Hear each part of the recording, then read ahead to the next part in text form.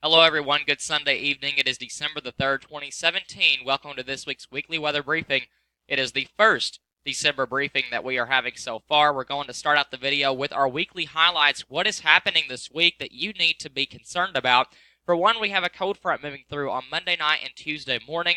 The ones that we have bolded are your main highlights, but we have some little side notes that go along with them. Some of those going with the cold front coming through on Monday night and Tuesday morning are going to be the warm temperatures before it moves through on Monday and Monday night, as well as those gusty winds coming along with it, and a big cool down coming in behind it, and breezy. A cloudy and really a raw day in general is forecast for the day on Tuesday, well below average temperatures for Tuesday onward.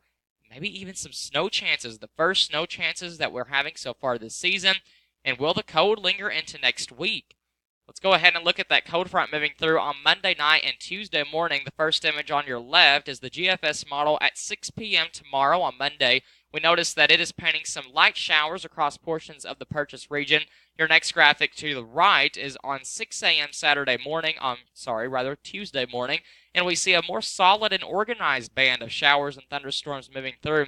If we were to look at that on a more high-resolution note, this is the NAM 3 km guidance for Tuesday at 12 a.m., and we see a solid band of showers and thunderstorms moving through at that time. This is not by any means producing any severe weather, we don't think. We think there will be some gusty showers and thunderstorms along the leading edge of that, but we're not looking at any severe weather potential. Maybe a strong storm or two because of those gusty leading edge winds, but like I said, not focusing on any really prime factors of severe weather, but rather just some gusty showers and thunderstorms. We go ahead and look at those windy conditions moving in for Monday and Monday night, mainly before the cold front. We're looking at gusts on Monday at 9 a.m. all the way into tomorrow morning, already up to 40-mile-per-hour wind gusts. This is not sustained, but these are the gusts, and we really pick those winds up right before the leading edge of that cold front moves through. This is Monday at 11 p.m. This is right before that cold front moves through. You can see it right here. And these are the gusts right here, up to 53-mile-per-hour wind gusts in portions of southern Illinois. Of course, this is not exact, but it just gives you the general idea that gusty winds are going to be moving into the region, and you need to be aware of that. Tuesday, we're looking at breezy conditions continuing, but not near as windy as on Monday and Monday night. This is for Tuesday at 3 p.m., and we just kind of see some gusts up to around 15, 20, 25-mile-per-hour winds. But let's remember, this is coming with some really cold temperatures. Tuesday at 12 a.m., we're nice and warm.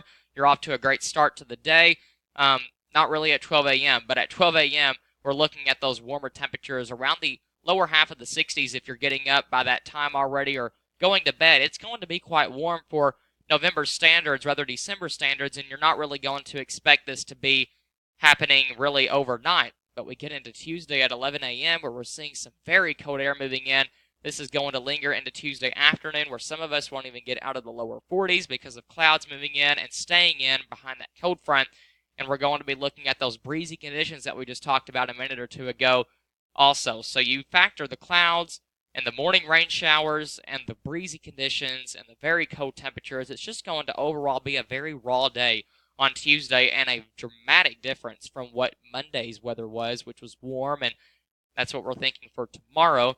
And we look at maybe even some snow chances. So let's talk about that. The four-letter S cuss word, I guess you should say, or the S word is what we refer to it in the meteorological world, because people around here hear that word and they start to spread it around, and it just spreads like fire. I've already heard it a million times over the last couple of days, and it's definitely something that is possible going into the later part of this week. But there are some factors that are against snow chances, and we'll talk about those here in just a second.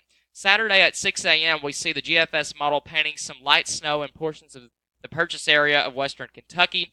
This is not the only snow chance over the next couple of weeks. We have several other snow chances, but in just the next week span, at least for this week's weekly weather briefing, I'm just focusing on mainly Friday and Saturday for our snow chances.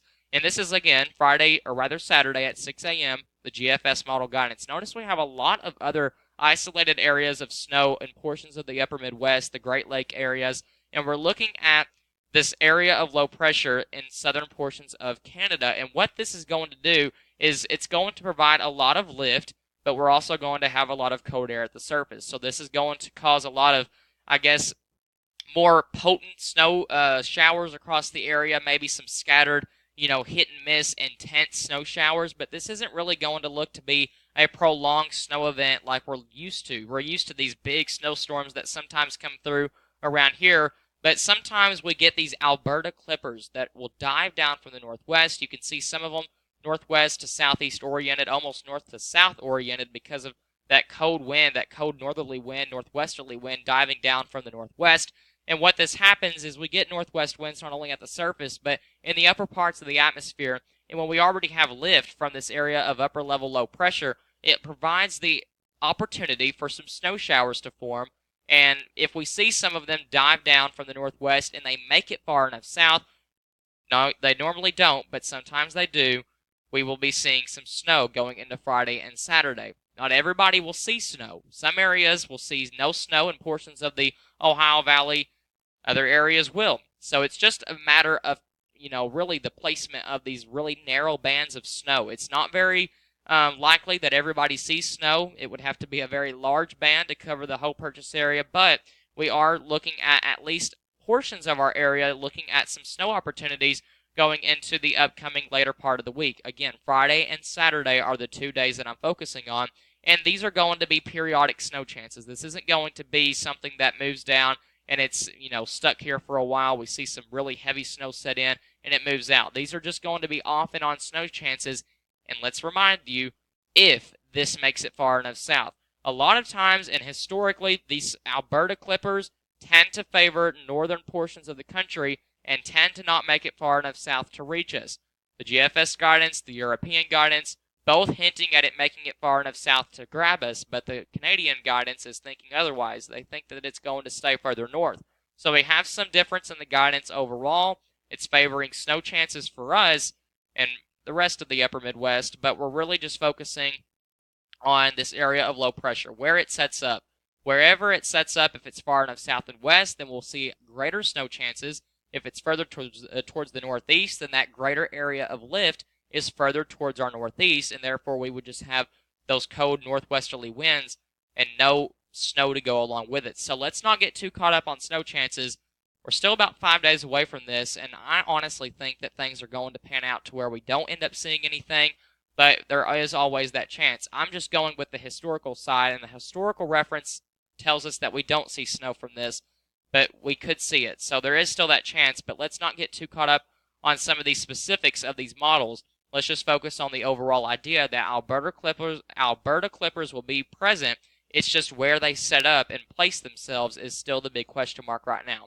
The GFS Ensembles are showing at least 14 out of 20 of them. This one is not boxed because it is the ensemble mean, but I did highlight in red the boxes that are favoring snow for our area. So we see these are the snowfall totals going into next Sunday. So from now through next Sunday, each ensemble member is spitting out its idea of how much snow we get. And 14 out of 20 of them show that we see at least some form or some amount of accumulation going from now through Sunday. A lot of it would fall on Friday and Saturday. So there is majority of the ensembles thinking we see snow accumulate in our area. But let's remind you, again, we're still 5 days away. Things could change. Getting away from snow chances. Next week, we're looking at the cold eastern half of the United States pattern still remaining. It doesn't look like this cold is going anywhere anytime soon. I have been mentioning over the last week that going into maybe the 15th or the 16th of December, rather the 15th or the 19th of December, I'm thinking that we see maybe a minor warm-up, but then it cools down again going into the 20th through the 25th, right up into the holiday season. So this is a cold trough. This is for the 15th. This is next Friday. But I think right after that, we start to see this ridge maybe poke some higher heights into the central portion of the United States, while the northeast might stay quite cold. And we then see another resurge of cold coming in for the 20th or the 25th or so of December, maybe even further after that. So we see some cold come in, I think, again for Christmas time, but let's not forget that there is a possibility of a minor warm-up between the 15th and the 19th of December. It's going to be transient. It's not going to last long. If it even happens, a lot of forecasters think that it gets cold after Tuesday and stays cold going into the end of December. I think that that is a little bit overdone. I think that we are going to see at least some sort of warmth in there somewhere. I think it's pretty far-fetched to say that we stay cold for 3 weeks in a row. I mean, that's really, really rare to see that, at least in our part of the country. Now, you go further north and northeast, colder than average temperatures can stick around for a while because it's harder for that southwest ridge to make it all the way up there. Rather, we are further south in western Kentucky, so we're more prone to seeing the warmer weather versus the cold. So I do think that there is a slight chance that we see some minor warm-ups, and as always, the dependent on those tracks of low pressure going into the 10th or the 15th, I think we see a more active southern jet kick in.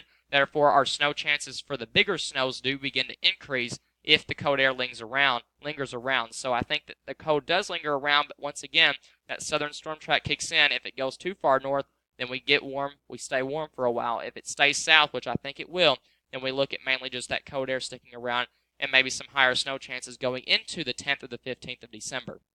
The 16-day temperatures show that we are quite cold going into the next 16 days. The first 2 days are the warmest of the whole 16-day bunch, and we look at high temperatures going into the middle to upper 30s. I think next Saturday, next Friday, this upcoming Friday, Saturday, with the possible upper level low around. If it's not snowing, it's definitely probably going to be cloudy, and we're probably not going to be seeing high temperatures getting above the freezing mark. So be aware for probably the coldest temperatures of this whole cold regime, probably this upcoming Friday and Saturday.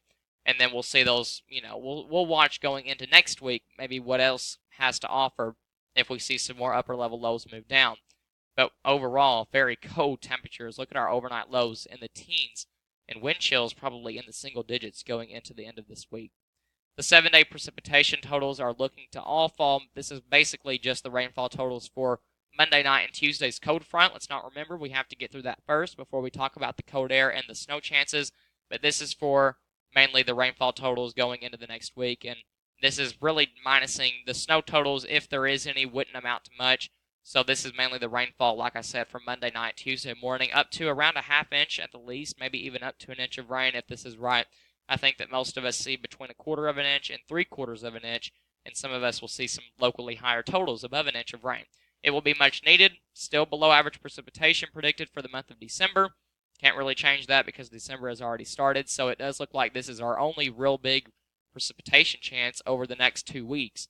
So this is still going to be a fairly dry pattern going into the next couple of weeks. So that is it for this week's weekly weather briefing. We'll see you next Saturday, and maybe we'll have some snow on the ground, maybe we won't, but for sure we are going to be in a deep cold air mass.